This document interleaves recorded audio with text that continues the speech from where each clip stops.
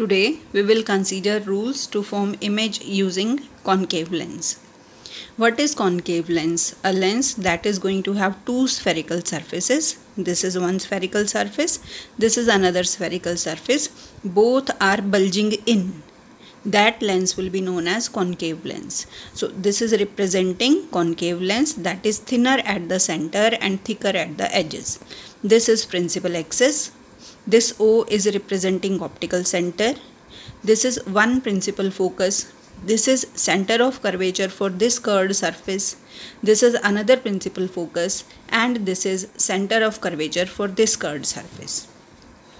To draw image using concave lens, we should follow three rules. So first rule is a ray of light from the object parallel to principal axis after refraction from a concave lens appear to diverge from principal focus located on the same side of lens. Line is too long, we will break it and then we will understand. A ray of light from the object parallel to principal axis. We are talking about this ray of light. This is coming from object and it is parallel to principal axis.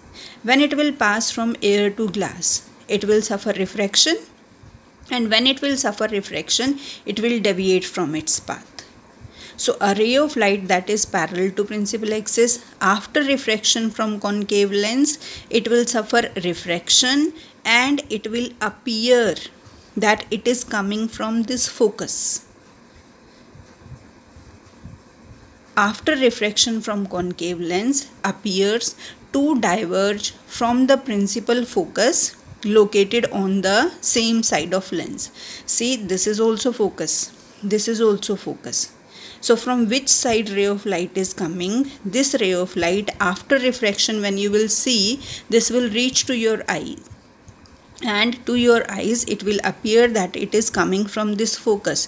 So this will appear that it is diverging, and it will appear to you that this is diverging from this principal focus, and this focus has to be on the same side where you are going to consider incident ray. So this ray of light, after suffering refraction through concave lens, it will appear to diverge from principal focus, that is on same side of the lens. This side we are talking about.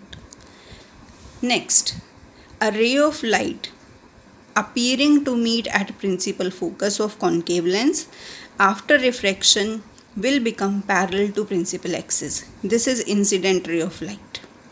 If this lens will not be there, then it will pass straight and it will pass through this point. But lens is there, so this ray of light will deviate from its path. It will suffer refraction. So which is supposed to go straight, passing through focus in absence of this lens. Then it will suffer refraction, and after refraction it will become parallel to principal axis. So incident ray is pointing towards focus, but it will not pass through focus. It will suffer refraction, it will change its path, and this ray after refraction will become parallel to principal axis. So incident ray that is pointing towards focus after refraction through concave lens will become parallel to principal axis. Third rule. A ray of light that is passing through optical center of a lens will come out without suffering any deviation.